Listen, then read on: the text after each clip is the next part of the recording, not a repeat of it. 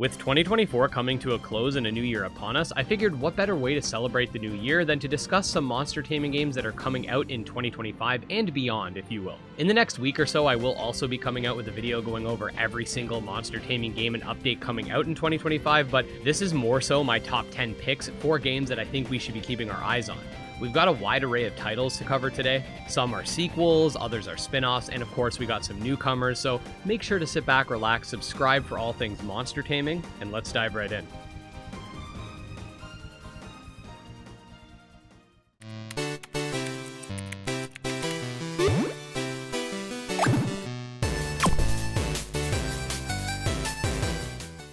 Okay, so first things first, today we're going to be talking about games that are up and coming. Some are currently in early access with full access on the way, whilst others are in early development. I did want to put out an honorable mention right off the bat, that being palworld, which should be releasing in full access this year. The reason I decided not to include it as part of the list is because I'm pretty sure by now everybody knows about palworld, and I wanted to try to spotlight some games that have less of an audience. That said, let's dive into number 10. Okay, so Sky Climbers is supposed to be somewhat of a similar game to palworld in the fact that it will be a sandbox survival game with base building, something like 400 monsters to utilize in combat, a city building mechanic, and more. Graphically, the game looks pretty good, especially for an indie game, and generally, I definitely would say that this is one you're gonna want to be keeping your eye on. That being said, updates have been very scarce as of late, and the game has had some delays, so while I'm excited in general for this game, I definitely want to see more updates for the community.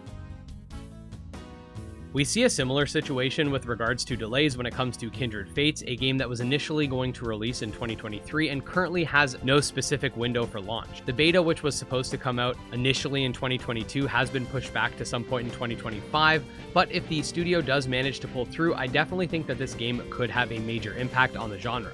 It's a 3D real-time combat action-adventure title with branched evolution, in-depth bonding mechanics, a turn-based mode, online PvP, and more. So definitely on paper, it's something that we're really going to want to see, and they did have a big update to their alpha recently, so development is still happening. Yowling Mythical Journey is a really unique game in that it's a semi-open world auto-battling title, which isn't something we see a whole lot of in the genre. It's usually like auto-battling plus roguelike or something to that extent. But either way, this game allows you to capture and utilize spirits in combat, each with their own unique style of play, and all in all has a really cool art style and aesthetic. The game is currently in early access, so I'll make sure to leave a video of us playing it down below. Next up, we got Nexamon, a monster taming RPG that is clearly inspired by the third generation of Pokemon. This game features more adult themes and comedic undertones with a gameplay style similar to, of course, Pokemon. I will say that some of the art in the game is really dope, and I definitely want to see how this game plays when it releases. Also, as I stated, the game is pretty funny. Apparently, you play as like some 25-year-old man-child or something, and that's their words, not mine, so yeah. Next up, we got Voidling Bound, a game that was recently revealed and is currently in a very early stage of development. This is a space-themed monster taming game, which upon further development could definitely end up higher on this list. I actually contacted the developers to get a little more insight on the game, and this is what they had to say. We're playing with the term creature crafter. The game is meant to be for players that want to tinker with their creatures with that in mind. You take control of your voidlings and take them into battle. It has a deep evolution system. You have an upgrade tree to further customize your playstyle. You can hatch new voidlings and release them. The game has breeding, and it's a third-person shooter at its core. Now, I think having the ability to customize your creature and utilize them in real-time combat is definitely going to put this game on the map and shouldn't be overlooked. Quickly, guys, and this will be the last time I do this for a while, but this video is sponsored by myself. Did you know that I have a second channel where I cover fitness-related content? Basically putting the gym in Gym Leader Ed, I suppose. Well, I do, and basically it's a much more casual and personal channel than this one. You get to see my actual face and join me on both my fitness journey and whatever shenanigans I get up to in the meantime. Make sure to check it out linked below, and thanks to everyone that has already subbed to the new channel, as it means a lot. Back to the video.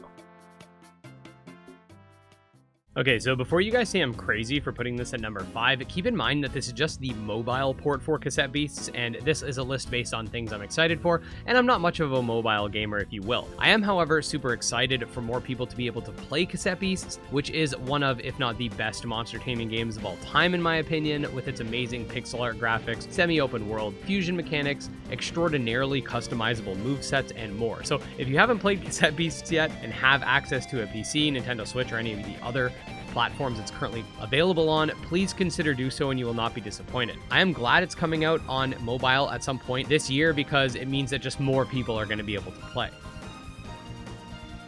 Aethermancer is an upcoming roguelite monster tamer being developed by the same team that brought us Monster Sanctuary, another game that I'd honestly say is one of the best monster taming games I've played. Now, I did state that Aethermancer is a roguelite, which isn't typically my cup of tea. I much prefer a story-driven RPG or something to that extent. However, this game has really good pixel art, like some of the best, hands down, and on top of that, its combat system is awesome. It's basically a 3-on-3 turn-based game with a completely unique system from Monster Sanctuary that also favors strategic team building. I have a video playing the alpha with the developers. We streamed it. You can check that out, linked below. Honestly, guys, this one's looking pretty cool. So this is a game that recently came on my radar, that being Bagdex, which is an upcoming Pokemon-esque RPG based in Brazil. The game will feature over 160 monsters to collect and utilize in turn-based battles. It's got its own unique art style, 20 elemental types, and a whole lot more. This is definitely a game that's going to be similar to something like Pokemon, Coromon, Nexamon, etc. You know, in that it's going to be very Pokemon-like, but hey, we love our Pokemon-like games, and this one's going to come with some base building mechanics too.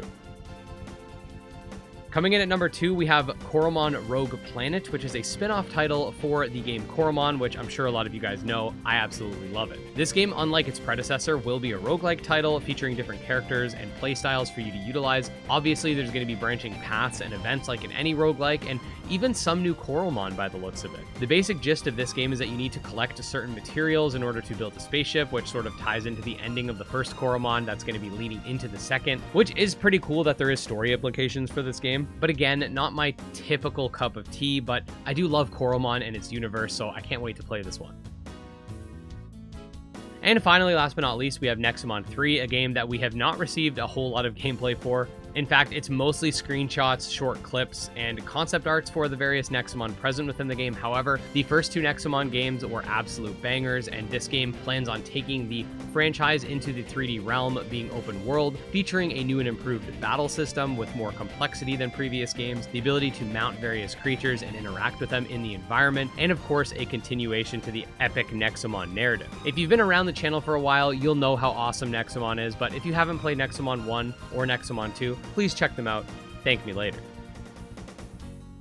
And there you go, guys. Those were 10 monster taming games that I'm really looking forward to in 2025 and beyond. I would definitely love to see more information on some of these projects. And don't forget, there's a lot more that's coming, such as a potential spin-off title for Temtem that I theorize is going to be a roguelike as well. Monster Crown is getting a sequel, which I definitely want to see more information about, but that one could easily end up on this list. And also, I just guarantee a lot of developers have not been sleeping on the fact that palworld was a commercial success, so I can expect to see a lot more. Either way, make sure to subscribe to the channel so you stay up to date on all the latest monster taming developments, and don't forget to check out my second channel as well, linked below, if you want to see me make some IRL gains. Also, just wanted to say special thanks to our patrons, especially Wrathful Beast, Morency, TragSoft, Chronomon, and Nemo, and I'll see you next time.